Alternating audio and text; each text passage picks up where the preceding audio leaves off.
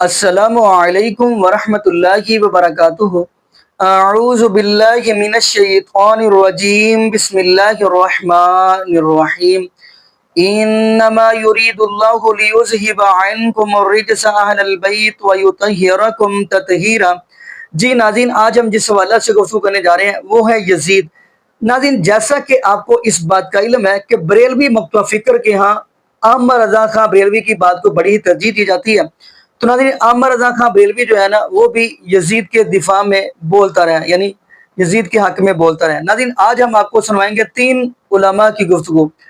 Number 1 مولانا اسحاق رحمۃ اللہ علیہ، انہوں نے احمد رضا خان بریلوی کی جو یزید کے حق میں انہوں نے دفاع کیا ہے وہ اس کے بارے میں بتایا۔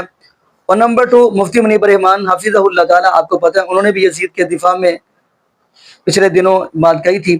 نمبر 3 ڈاکٹر طاہر القادری حفظہ اللہ تعالیٰ، ناظرین انہوں نے پھر اچھے والی ان کی کلاس لگائی ہے۔ تو ناظرین خیر ہم بڑھتے ہیں ویڈیو کی طرف، پھر انشاءاللہ ناظرین آگے ہم بھی گفتگو کریں گے۔ آئیے ناظرین مل کے ویڈیو دیکھتے ہیں۔ اب اس نے لکھا شروع میں شاہد من اہلہا کہ مولانا احمد رضا خان بریلوی کی صراحت، مولانا احمد رضا خان فاضل بریلوی جو تکفیر مسلم میں نہایت بے باک مانے جاتے ہیں کہ بڑے بڑے لوگوں کو انہوں نے کافر کہا، یزید رحمۃ اللہ علیہ کے بارے میں یہ وضاحت، توبہ یزید رحمۃ اللہ علیہ کے بارے میں یہ وضاحت فرمانے کے بعد کہ امام احمد رحمۃ اللہ علیہ وغیرہ اسے کافر جانتے ہیں اور امام غزالی وغیرہ مسلمان کہتے ہیں، اپنا مسلک یہ بیان کرتے ہیں کہ اب آپ دیکھ لیں کہ ہوش نہیں قائم اس کی، والا خلاف ہی ہے اس کے، مگر ہوش نہیں ٹھکانا، اتنا یزید کی محبت میں اندھا ہو چکا کہ سوچتا ہی نہیں کہ یہ حوالہ تیرے حق میں۔ اعلیٰ حضرت نے لکھا کہ احمد ابن حنبل تو کھلا کہتے ہیں کہ یزید مسلمان نہیں رہا تھا، کافر ہو گیا تو اس کا کلمہ جاتا رہا۔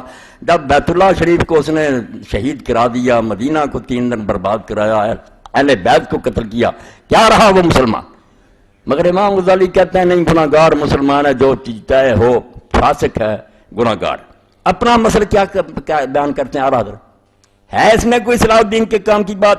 اور ہمارے امام سکوت فرماتے ہیں کہ ہمارے امام جو نا ابو حنیفہ رحمۃ اللہ وہ خاموش ہیں کہ ہم نہ مسلمان کہیں نہ کافر، تو پلے تیرے کیا پڑھو کہ نہ مسلمان ہے نہ ہم کافر کہتے، ہوا پھر کیا وہ اللہ ہی جانتا، منافق ہے یہ بے ایمان، نہ مسلمان کہیں نہ کافر، لہذا یہاں بھی سکوت کریں گے۔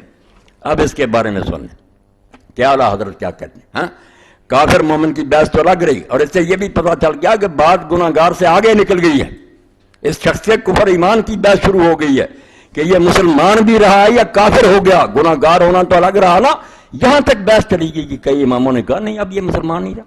اور یہی میں حوالہ کسی دن پڑھوں گا، اس دور کی بہترین تفسیر 2 صدیاں ہو گئیں، محمود آلوسی رحمۃ اللہ نے بغداد کے مفتی اعظم تھے، روح المعانی لکھی، ہاں اس میں انہوں نے سورہ محمد میں کہا کہ اللہ گوار میں اس کے حاضر ناظر کہتا ہوں کہ اس شخص کے اندر رائی ایمان کی نہیں ہے یزید میں، اور اگر تھا یہ مومن تو کافر ہو گیا، اب اس کے کفر میں کوئی شبہ نہیں۔ اور وہ کہتا ہے کہ علماء اتنے پر کہ قرآن مجید اٹھا کر کوئی گندگی یہ پھینک دے، کہتے ہیں اب زبان سے 1000 بار کلمہ پڑھے کافر، اس کا یہ عمل ہی بتاتا ہے کہ قرآن کی توہین اس نے کیوں کی ہے۔ تو کہتا ہے کہ قرآن کو پھینکنے سے یہ بڑھ کر نہیں ہے کہ بیت اللہ کو آگ سے جلا دیا، رسول اللہ کا شاید 3 دن لوٹا گیا اور ہزاروں صحابہ اور تابعین قتل ہوئے، جو حرم تھا رسول اللہ کا، یہاں درخت کاٹنے حرام تھے اور اہل بیت کو قتل کیا، قرآن گندگی میں پھینکنے سے سمجھ تو کافر ہو جائے، یہ مسلمان رہا؟ وہ پڑھنے کے قابل بحث ہے۔ اور انہوں نے کہا جو کہتے ہیں کہ اس کو لعنت نہ کرو، ان پر کروڑوں لعنتیں ہیں، اس کے مددگاروں پر بے شمار لعنتیں ہیں کہ نام مراد ہو، ایسے ظالم کی مدد کرتے ہو۔ اب یہ سن لیں آپ، 6ٹھی جلد فتاوی رضویہ، کسی نے یہی کہا کہ بس یزید جو ایسا ایسا، اعلیٰ حضرت کا سن لیں اور داد دیں لوگوں کی جو شیخ القرآن بنے ہوئے ہیں، ان کی تفسیریں سعودیہ تقسیم کرتا ہے، کتابیں لکھتے ہیں، رسومات محرم اور ثانیہ کربلا، بھائی کچھ سچ لکھتے، مجھے خبر تھا کہ آپ کی خبر لیتا، لوں بالکل خبر لوں گا تاکہ آپ کا یہ دجل و فریب جو ہے یہ ختم۔ اب اعلیٰ حضرت کیا لکھتے ہیں، شروع کیسے کرتے ہیں، یزید پلید علیہ ما یستحق من العزیز المجید، کہ اللہ کرے اس سے سلوک جس کے وہ لائق ہے، قطعاً یقیناً باجماع اہل سنت فاسق و فاجر و جری علی الکبائر تھا۔ بس کے بعد اعلیٰ حضرت نے کیا لکھا، یزید پلید تھا اور سارے اہل سنت کا اتفاق ہے، کوئی باہر نہیں اس سے، کہ فاسق تھا، فاجر تھا اور کبیرہ گناہ کرنے میں دلیر تھا، کوئی حیا نہیں تھا اس کو۔ اس قدر پر ائمہ اہل سنت کا اتفاق و اتفاق ہے، اس میں کسی کا اختلاف نہیں. یہ اہل سنت کی طے شدہ بات ہے، جو یہ نہیں مانے گا وہ سنی نہیں ہوگا. یزید پلید کے گروہ کا وہ کوئی ناصبی ہوگا، ملعون ہوگا جو اہل سنت سے خارج ہوگا. اس قدر پر تمام ائمہ اہل سنت کا اتفاق و اتفاق ہے. صرف اس کی تکفیر و لعن میں اختلاف فرمایا. جھگڑا صرف یہ ہے کہ اب اس کو کافر کہیں یا صرف گناہ گار کہیں. امام احمد ابن حنبل رضی اللہ تعالیٰ عنہ اور ان کے اتباع و موافقین اسے کافر کہتے اور بتخصیص نام لے کر اس پر لعنت کرتے ہیں، اور اس آیہ کریمہ سے اس پر سند لاتے ہیں. آگے سارے اس کے ظلم بتائے، اس کے بھی پھر موقع آئے گا کہ یزید نے والی ملک ہو کر زمین میں فساد پھیلایا، حرمین و طیبین خود کعبہ معظمہ و روضہ طیبہ کی سخت بے حرمتیاں کی، مسجد کریم میں گھوڑے باندھے، ان کی لیڈر پیشاب ممبر اطہر پر پڑے، 3 دن مسجد نبی صلی اللہ علیہ وسلم بے اذان و نماز رہی، مکہ و مدینہ و حجاز میں ہزاروں صحابہ و تابعین بے گناہ شہید کیے، کعبہ معظمہ پر پتھر پھینکے، غلاف شریف پھاڑا اور جلایا، مدینہ طیبہ کی پاک دامن پارسائیں 3 شبانہ روز اپنے خبیث لشکر پر حلال کر دی، رسول اللہ صلی اللہ تعالی وسلم کے جگر پارے کو 3 دن بے آب و دانہ رکھ کر ماں ہمراہیوں کی تیغ ظلم سے پیاسا ذبح کیا، مصطفیٰ صلی اللہ تعالی علیہ وسلم کے گود کے پالوئے تنے نازنین پر بادشاہ گھوڑے دوڑائے گئے کہ تمام استخوان مبارک چور چور ہو گئے، سرور انور کے محمد صلی اللہ تعالی وسلم کا بوسہ گاہ تھا، کاٹ کر نیزہ پر چڑھایا اور مندروں پھرایا، ہر میں محترم مخدرات مشکوہ رسالت حضور کے گھر کی پردہ دار بچیاں قید کیے گئے اور بے حرمتی کے ساتھ اس خبیث کے دربار میں لائے گئے. اس سے بڑھ کر قطع رحم اور زمین میں فساد کیا ہوگا؟ ملعون ہے وہ جو ان ملعون حرکات کو فسق و فجور نہ جانے. قرآن عظیم میں صراحتاً اس پر لعنہم اللہ فرمایا، لہذا امام احمد اور ان کے موافقین اس پر لعنت فرماتے ہیں. وہ سورہ محمد کی آیت پڑھتے ہیں کہ جو رشتہ داروں سے بگاڑے اور زمین میں فساد برپا کرے اس پر لعنت. اور ہمارے امام اعظم رضی اللہ تعالیٰ عنہ لعن و تکفیر سے احتیاطاً سکوت، وہ کافر نہیں کہتے لعن، کہ اس سے فسق و فجور متواتر ہے. امام صاحب نے جو فاسقوں والے کام کیے وہ تو شک سے بالا متواتر، آسمان کے سورج کی طرح یہ فاسق ہے. کفر متواتر نہیں، کفر میں شک ہے کہ کافر ہوا یا نہیں. اور بحال احتمال نسبت کبیرہ بھی جائز نہیں، نہ کہ تکفیر. تو جب شک ہو تو پھر کافر نہیں کہنا چاہیے، مگر اس کے فسق و فجور سے انکار کرنا اور امام مظلوم پر الزام رکھنا ضروریات مذہب اہل سنت کے خلاف ہے. اور ضلال تو بد مذہبی صاف ہے کہ جو امام کو کہے کہ وہ غلط کر رہے تھے اور اس کو بری کرے کہ نہیں یزید برا نہیں تھا، ضروریات مذہب اہل سنت کے خلاف. سنی ہونے کے لیے ضروری ہے کہ مانے اس کو فاسق، اور امام کو سچا نہیں مانتا، ضلال تو بد مذہبی صاف ہے، کھلی گمراہی اور بے مذہب آدمی ہے. بلکہ انصافاً یہ اس قلب سے متصور نہیں جس میں محبت سید عالم صلی اللہ تعالیٰ علیہ وسلم کا شمع ہو. بالکل سچ کا کہتے ہیں، جس کے دل میں رسول اللہ کی محبت کا ذرہ بھی ہوگا اس دل سے یہ کبھی ہو ہی نہیں سکتا کہ وہ یزید کو رحمۃ اللہ علیہ اور نیک کہے اور امام حسین مظلوم کو کہا کہ وہ باغی تھا. کہتے ہیں اگر رائی بھی محبت کی ہوگی وہ دل کبھی یہ سوچ نہیں سکتا. یہ ہیں اعلیٰ حضرت جس کی 2 سطریں کہ وہ کہتے ہیں ہم نہ کافر کہنا مسلمان، اس سے تیرا کیا کام چلتا. یہ تو گناہ گار سے بھی آگے بات چلی گئی کہ اس کا ایمان ہی مشکوک ہو گیا، مگر محبت میں اندھا ہوا، بالکل اندھا ہو گیا. یہ جو شواہد ہیں اس میں ایسا کوئی صریح عبارت نہیں ہے کہ کسی کو انہوں نے معمور کیا ہو، یزید نے کسی کو معمور کیا ہو کہ جا کر امام حسین عالی مقام رضی اللہ تعالیٰ عنہ کو معاذ اللہ قتل کر دو. یہ ضرور ہے کہ ان کا راستہ روکنے کا حکم دیا، یہ ضرور ہے کہ ان لوگوں نے مظالم ڈھائے اور تاریخ انسانیت کے سب سے بڑے مظالم میدان کرب و بلا میں ڈھائے گئے. لیکن کوئی یہ کہے کہ بالتعیین قتل حسین کا حکم دیا تھا تو میرے پاس ایسے کوئی تاریخی شواہد. موضوع کہ میں نے حکمتاً اسی قدر بیان کرنا ضروری سمجھا وہی بیان کیا. اس کے بعد اسی صحیح مسلم کی کتاب المناقب میں، اب میں کوٹ نہیں کر رہا، ایک تیسری حدیث اور آتی ہے، اور وہ حدیث نمبر 2404 ہے،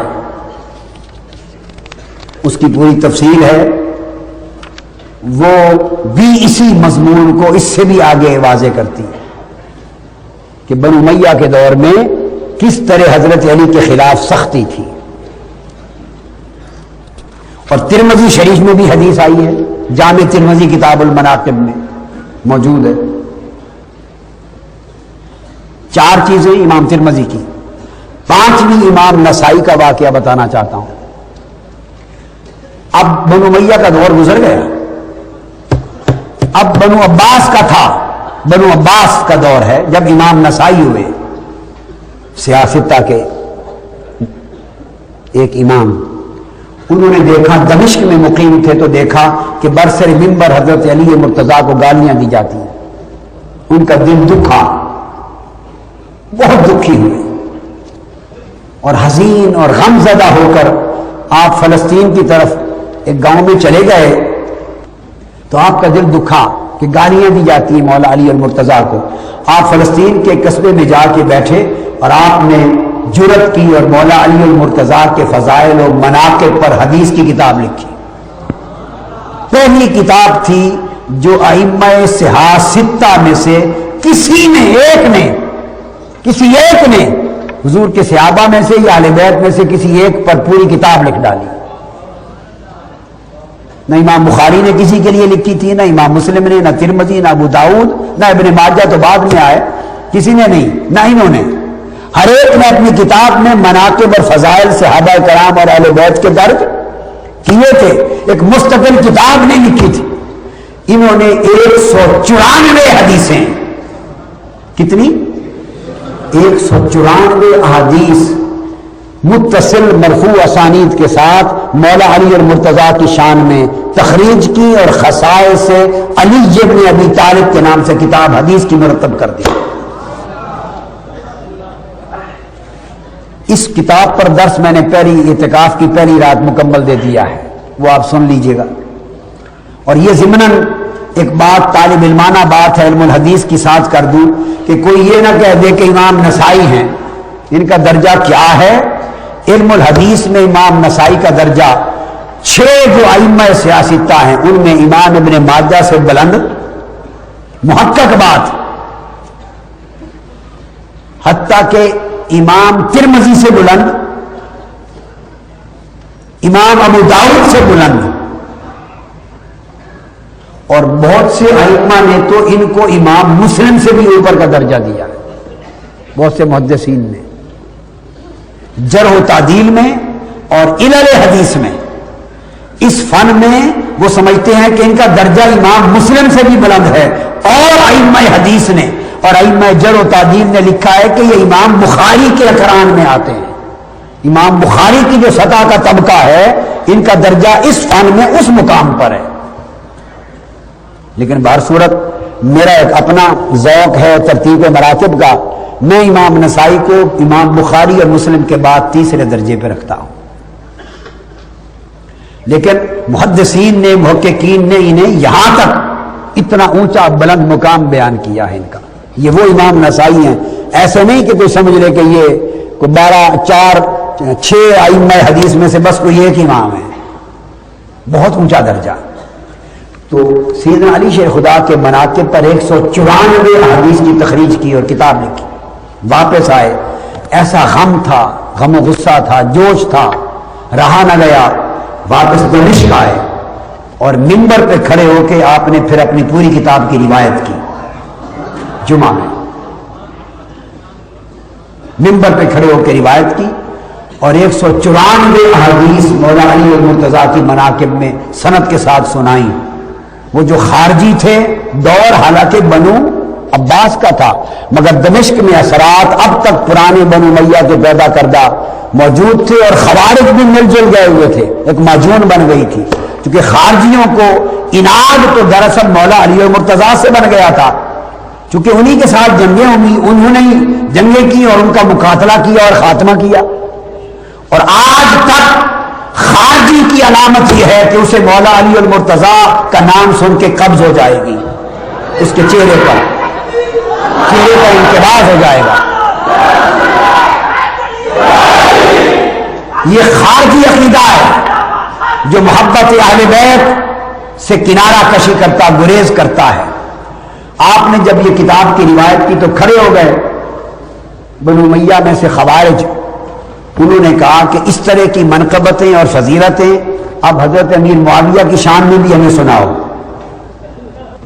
اب یہ کہنا ان کا کہ حضرت امیر معاویہ کی محبت کی وجہ سے نہیں تھا، ان کو ان سے محبت نہیں تھی، خوارج تھے، وہ صرف فتنہ گری چاہتے تھے، نام استعمال کیا کہ حضرت معاویہ کی شان میں بھی ایسے مناقب روایت سنائیں۔ آپ نے جواب دیا ایسے مناقب و فضائل ان کی شان میں آقا علیہ السلام نے فرمایا ہی نہیں ہے، میں تمہیں کہاں سے سناؤں؟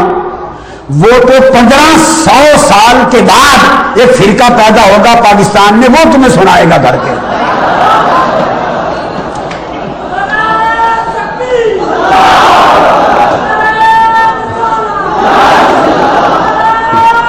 وہ تو 1400-1500 سال کے بعد ایک فرقہ پیدا ہوگا، ایک فرقہ پیدا ہوگا، اور ان کے فرقے عقیدے کا مدار ہی سارا مناقب حضرت امیر معاویہ پر ہوگا، اور اس سے بڑھ کر کچھ ایسے لعین اور جہنمی پیدا ہوں گے کہ جن کے عقیدے کا انحصار مناقب یزید پر ہوگا، اور یزید کو امیر المومنین کہیں گے۔ ان لعینوں سے سننا اور ان جہنمیوں سے سننا، وہ دشمنان اہل بیت ہوں گے۔ میں تمہیں کہاں سے سناؤں؟ یہ جملہ میں نے کہہ دیا ہے، ایسے نہیں کہ امام نسائی نے یہ بات کہی تھی، مگر جو کہا ہے حق کہا ہے۔ یہ فرقہ آج پیدا ہوا، یزید کو امیر المومنین کہنے والے، یزید کو رضی اللہ تعالیٰ عنہ کہنے والے، جو کہ لعن اللہ علیہ تھا۔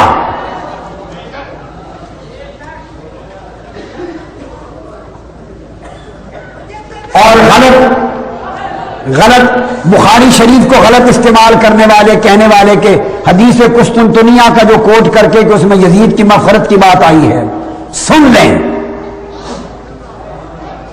صحیح بخاری میں جس خواب اور بشارت کا ذکر ہے اور جس کو یزید کی معاذ اللہ جھوٹی مغفرت کے لیے بشارت تصور کیا جاتا ہے، یزید کا نام تو دور کی بات ہے، وہ تو تاریخی طور پہ بناتے ہیں، اس حدیث میں قسطنطنیہ کا نام بھی نہیں آیا۔ ختم،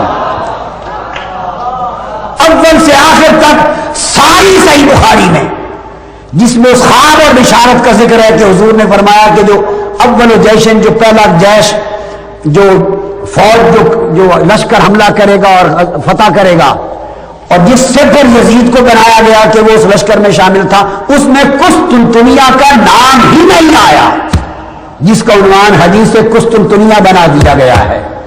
یہ قسطنطنیہ کے نام سے حدیث ہی نہیں، کسی نے قسطنطنیہ کو ایسے ہی تن دیا ہے۔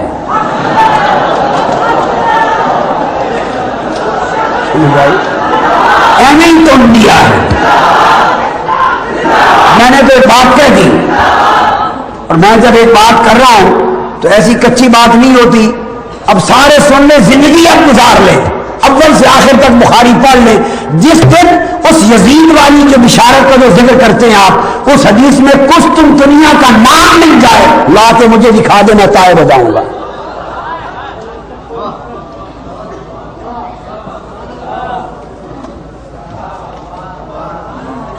وہ تو کیسر کے شہر کا نام آیا، بس اتنا آیا ہے۔ کیا؟ کیسر کے شہر کا ذکر آیا، کیسر روم کا، اس کا شہر۔ اب کون سا شہر؟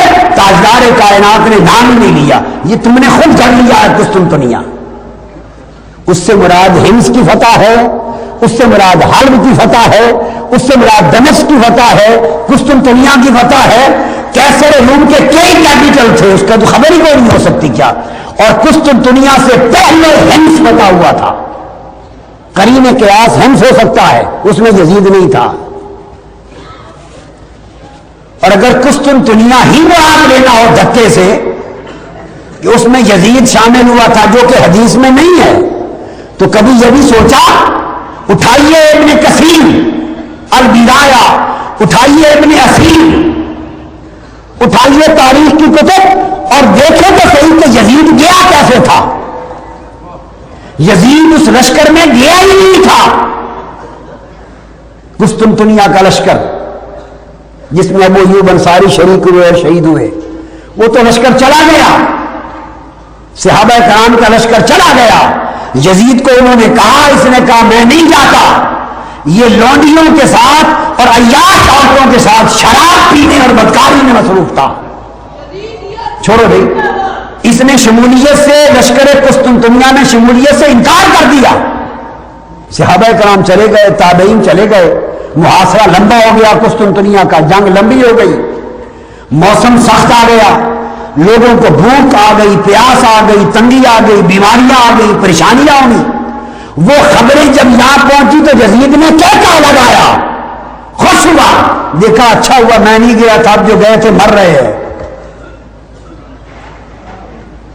जो उस लश्कर में गया नहीं और वहां तंगी झीलने वाले सहाबा कराम की परेशानियों पर खुश हो रहा है और अय्याश औरतों के साथ शराब में बैठा है, उसको तुमकर तुम मुस्तहिक के हदीस बनाना चाहते हो और बिशारत का हकदार बनाते हो, माज़अल्लाह। तो जब उसने ये बातें की तो ये बात हजरत अमीर मुआविया रजी अल्लाह तआला अन्हु को पहुंची कि ये बदबख्त एक तो अय्याशियां कर रहा है और सहाबा कराम तकलीफों और मसाइब और आलाम में और उनकी खबर सुन के उधर मस्ती करता है।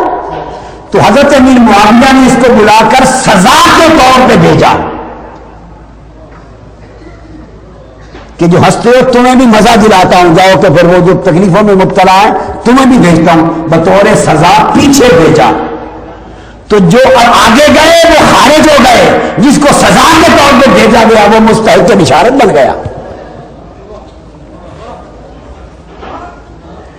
एक हदीस को पढ़ने समझने के लिए 1000 कुतुब को पढ़ना और देखना पड़ता है, तब जाके बात की समझ आती है। इल्म मजाक नहीं है।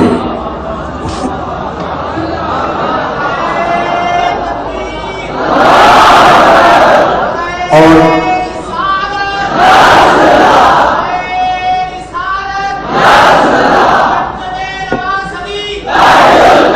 ये बात मैंने वैसे बरसबील तज़किरा अर्ज कर दी।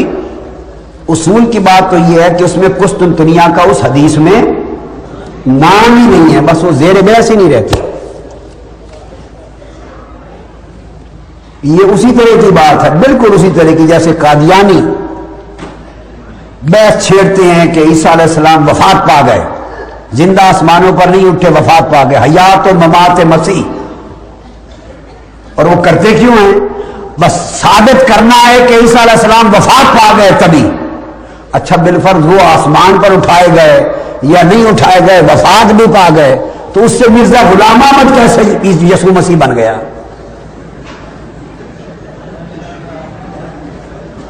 कल को लोहार उठ के कह देगा तुझे वफात पा गए तो मैं यीशु मसीह अलैहिस्सलाम हूं। कोई जोड़, कोई रब्त ही नहीं है, कोई ताल्लुक नहीं है। इस तरह बेजोड़ बात करके अवामुन नास को झूठी बातें कह के बाज़ औक़ात लोग गुमराह करते हैं। तो इमाम नसाई ने जब ये बात कही तो खारजियों ने दमिश्क के अंदर आप पर हमला कर दिया और आपको मार मार के इतना ज़दोकोब किया कि शहीद कर दिया। तो इमाम नसाई शहीद हुब्बे अली हुए। अंदाजा कर लें, ये माहौल था जिसमें इमाम हसन बसरी उनका नाम लिए बगैर मुरसलन रिवायत करने पर मजबूर थे। अगर नाम लेते तो मालूम नहीं क्या अंजाम होता। वो सोचते थे कि खाली नाम की वजह से अगर दीन का फरोग ही रुक जाए तो बेहतर है कि मैं अपनी एतमाद पर मुरसलन रिवायत करूं, मगर हुजूर की बात तो उम्मत तक पहुंच जाए। बाकी जिसका भी नाम लेते थे कोई मुखालफत नहीं थी। हजरत अली का नाम लेते तो मुखालफत होती थी। चुनाचे इमाम नसाई जब करीब वफात हो गए, इतना ज़दोकोब हुआ, तो आपने तलामिज़ा को कहा कि अब मेरी रूह परवाज करने के करीब है, मुझे चारपाई पे फौरी मक्का ले चलो, हज और सफा मरवा के दरमियान दफन करना। वो फौरी लेके पहुंचे, बस रूह को इंतजार था उस मकाम पर। सफा मरवा के दरमियान पहुंचे, रूह कफस उसरी से परवाज कर गई, शहीद हुए और आप वहां दफन हुए।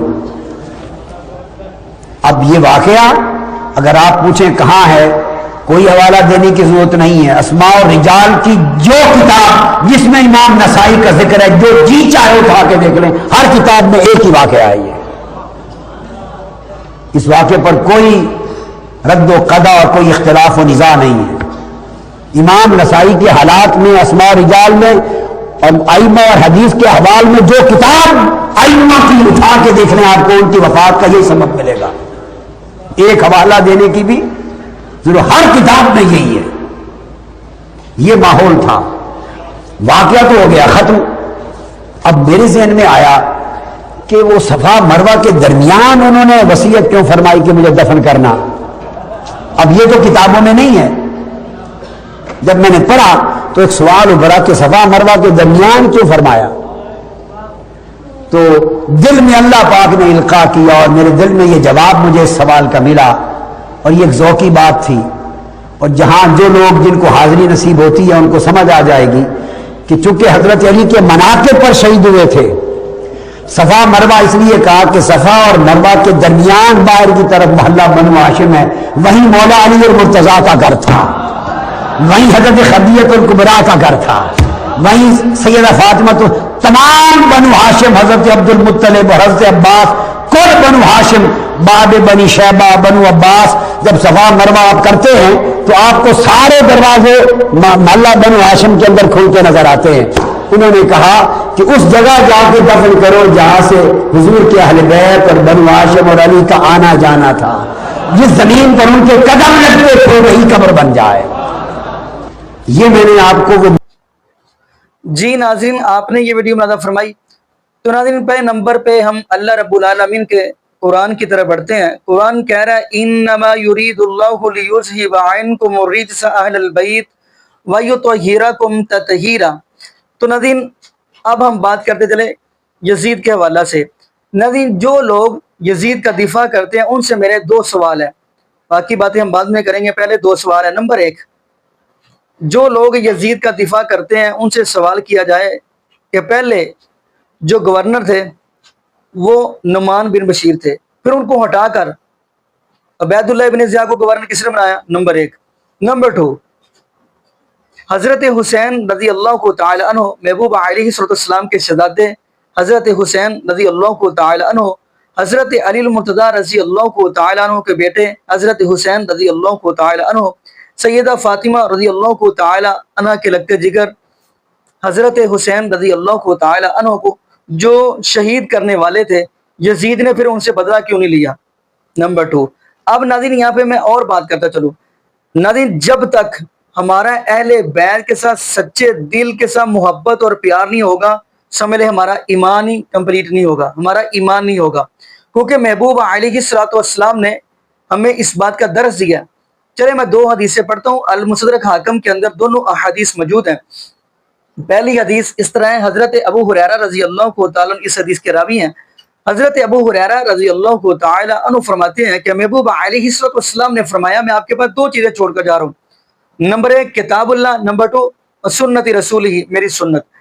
جب تک آپ ان دونوں کو مضبوطی سے تھامے رکھو گے آپ ہرگز گمراہ نہیں ہو سکتے، اور یہ دونوں آپ کو قیامت والے دن محبوب علیہ السلام کے حوض پر لے آئیں گے. نمبر دو، دوسری حدیث، محبوب علیہ السلام نے فرمایا میں آپ کے پاس اللہ کی کتاب چھوڑ کر جا رہا ہوں. نمبر دو، اور اپنے اہل بیت، میرے اہل بیت سے محبت کریے گا. یعنی محبوب علیہ السلام نے 3 مرتبہ یہ جملے فرمائے کہ اہل بیت کے معاملے میں اللہ سے ڈریے گا. تو نہیں، یہ محبوب علیہ السلام نے درس دیا. یہاں پہ ہم یہ بھی بات کرتے چلیں، کچھ لوگ جو ہیں وہ محبوب علیہ السلام کی ایک بیٹی سیدہ فاطمہ رضی اللہ تعالی عنہ کو ہی اہل بیت میں آنتے ہیں. میں کہتا ہوں محبوب علیہ السلام کی 4 بیٹیاں تھیں، کیونکہ قرآن نے میں اس بات کا درس دیا ہے. اور دکھ ان پہ ہوتے ہیں جو ایک بیٹی کہتے ہیں محبوب علیہ السلام کی سیدہ فاطمہ رضی اللہ تعالی عنہ، انہوں نے شاید قرآن پڑھا ہی نہیں، قرآن کھولا ہی نہیں، ان کو قرآن کا علم ہی نہیں. کیونکہ قرآن کہہ رہا ہے یا ایھا النبی قل لازواجک وبناتک ونساء المؤمنین یدنین علیہن من جلابیبہن ذالک ادنی ان یعرفن فلا یؤذین وکان اللہ غفورا رحیما. اس آیت کے اندر اللہ رب العالمین فرما رہے ہیں میرے محبوب علیہ السلام جی، یا ایھا النبی قل لازواجک، آپ کہہ دیجئے اپنی ازواج مطہرات سے وابا ناتیکا اور اپنی بیٹیوں سے، یعنی جمع کا سیگا یہاں پہ وابا ناتیکا، اگر بنتن ہوتا تو ایک بیٹی، آگے فرمایا ونساء المؤمنین اور مومنوں کی عورتوں سے، جب بھی گھر سے نکلنا ہے تو پردہ اوڑھ کر نکلنا ہے۔ اس قرآن پاک کی آیت سے پتہ چلتا ہے کہ محبوب علیہ السلام کی 4 بیٹی ہیں۔ اب ناظرین، محبوب علیہ السلام کی ازواج مطہرات بھی اہل بیت ہیں۔ اگر آپ کو پتہ ہے گھر والیوں کو اہل بیت کہا جاتا ہے، اگر آپ سورہ ہود کا مطالعہ کریں گے تو حضرت ابراہیم علیہ السلام کی بیوی اماں جی سارہ سلام اللہ علیہا کو اللہ رب العالمین نے سورہ ہود کے اندر اہل بیت کہا ہے۔ سورہ قصص کا مطالعہ کریں گے تو وہاں پہ اللہ رب العالمین نے نبی موسیٰ علیہ السلام کی والدہ کو اہل بیت کہا ہے۔ تو باقی ناظرین یہاں پہ ہم یہی دعا کرتے ہیں اللہ پاک ہمیں عقیدہ توحید نصیب فرمائے۔ باقی ناظرین یہاں پہ ہم دعا کرتے ہیں اللہ پاک ہمیں محبوب علیہ السلام کی شریعت کے مطابق زندگی گزارنے کی توفیق دے، اور اللہ پاک ہمیں 5 وقت کا پکا سچا نمازی بنائے، اور جتنے بھی بے اولاد جوڑے ہیں اللہ پاک سب کو نیک نورینہ صحت تندرستی والی ایمان والی لمبی زندگی والی اولاد عطا فرما دے۔ جزاکم اللہ خیرا، احسن جزا، السلام علیکم ورحمۃ اللہ وبرکاتہ۔